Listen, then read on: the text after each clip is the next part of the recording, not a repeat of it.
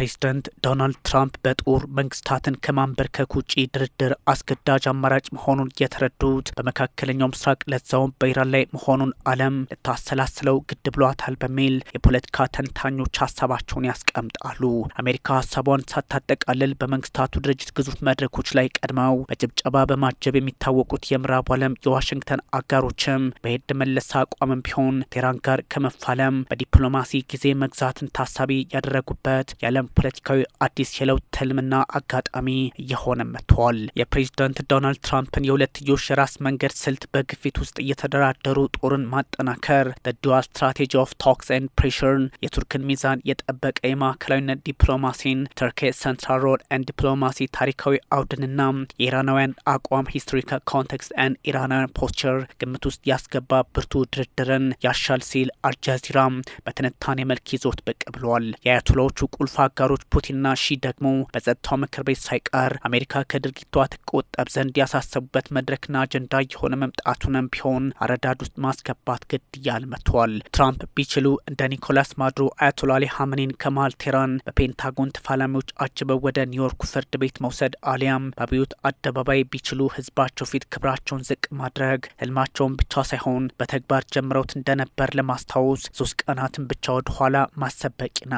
ያም ሆኖ ግን የኢራንና የአሜሪካ ፖለቲካ ወደ ድርድሩ መድረክ ዳግም ተመለሰ ካር በኋላ ይለይለታል ቢባልም ለጊዜው ግን ትራምፕ የዛቱበት የምጽአት ቀን ጥቃት በኢራን ላይ ገቢራዊ አልሆነም። ይህ ማለት ግን ከእንግዲህ ቴህራን ከዋሽንግተን ወታደራዊ ስጋት ነጻ ሆናለች ማለት እንዳልሆነ ዲፕሎማሲያዊ አረዳዱ ሊኖር ግድ ብሏል። የኢራንና አሜሪካ እንደ ጠላት የመታየት ከዲፕሎማሲ ራቅ አተያይ ከ4 አስርተ ዓመታት የተሻገረ ውጥረት እንጂ በቀናት ውስጥ መፍትሄ ይመጣለታል ብሎ ማሰብ ፖለቲካዊ የዋህነት ካልሆነ መፍትሄው ቀረበ ለማለት አዳጋችም ነው። ኢራን የኒውክሌር ጦር መሳሪያን አልታጠቅም ካለች በእርግጥም እርቅ ይወርዳል። ያም ሆኖ ግን የአሜሪካ ፍላጎት የአያቶላውያኑ ርዕዮት ወደፊት እንዳይራመድ የማድረግ በመሆኑ የአቶሚክ ቦምብ ጉዳይ መፍትሄ ተሰጠው ተብሎ ቢታሰብ እንኳን ዋሽንግተን በቴህራን ላይ ጥርስ መንከሷን ታቆማለች ማለት አስቸጋሪ ሆኗል።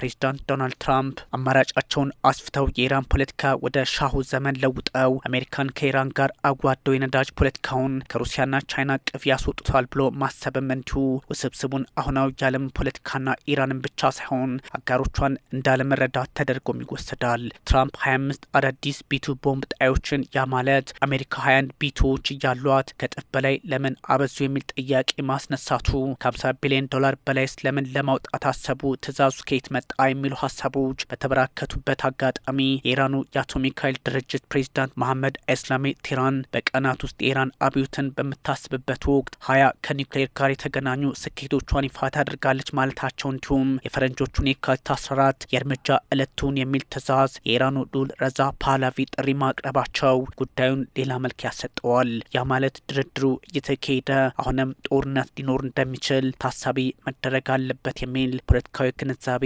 ዓለም ሊኖራት ያስገድዳታል።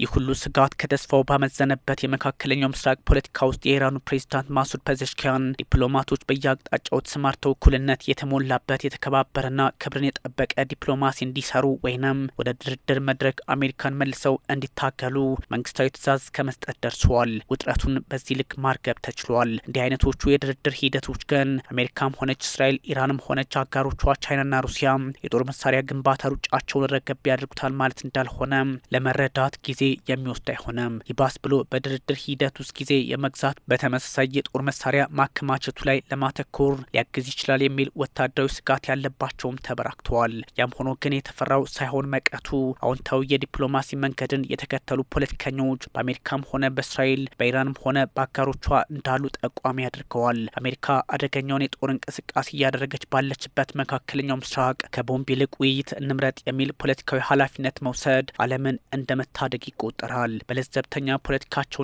በመሀል ላይ ቆሞ አገርን ወደ ተሻለው የዓለም ስርዓት ውስጥ ማካተት ባህሪ ያላቸው የኢራኑ ፕሬዝዳንት ማሱድ ፔዜሽኪያን ቢሆኑ በሀገር ውስጥ በጠንካራው የአያቶላውያን ግንዛቤ ፖለቲካ ከውጭ በምዕራቡ ዓለም ኢራን ጠል ፖለቲካ ተወጥሮም ቢሆን ቴህራንን ለመታደግ ደፋ ቀና ላይ ናቸው። ቴህራን ከዋሽንግተን ጋር ጦርነት ብትገባ ጦርነቱን አርቃ የምትፋለመው አሜሪካ የኢራንን ያህል የቀውሱ ገፈት ቀማሽ እንደማትሆን ግልጽ ነው። ያም ሆኖ ግን እስራኤል እስራኤል የኢራን ቀጥተኛ ሰለባ ትሆናለች። መተላለቅና መጠፋፋት የኢራንና የአሜሪካ አሁናዊ ወታደራዊ ፍጥጫ ውጤት እየሆነ በመምጣቱ ድርድሩ በበጎ የሚታይ ይሆናል።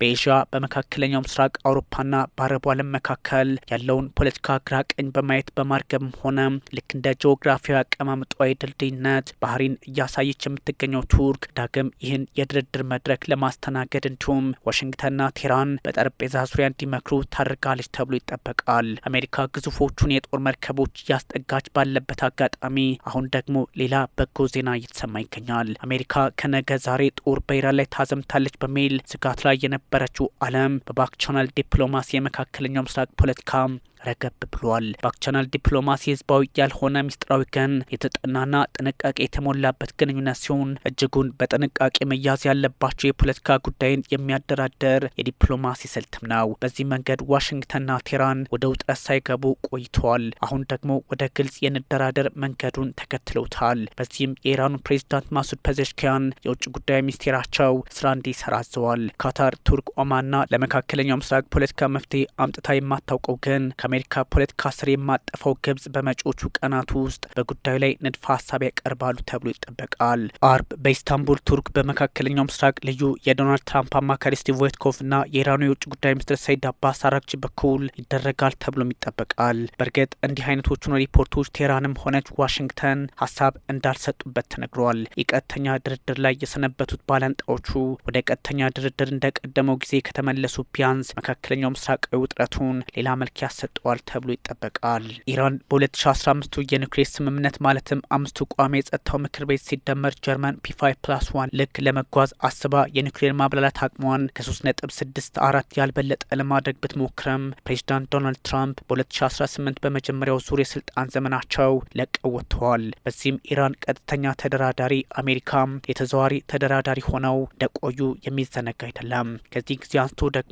ኢራን አቶሚክ ቦምብ መታጠቅ የምትችልበትን የኒውክሌር አቅም ላይ ደርሳ እንደነበር የሚዘነጋ አይደለም። ቢያንስ አረጫፉን ከወዳጆቿ ሩሲያ አሊያም ቻይና ተውሳም በሃይፐርሶኒክ ሚሳይሎች ፋታ 1ና 2 አይነቶቹ እንዲሁም ሌሎች ኒውክሌር መሸከም የሚችሉ ክሩዞች ላይ መጫን እንደምትችል ይነገራል።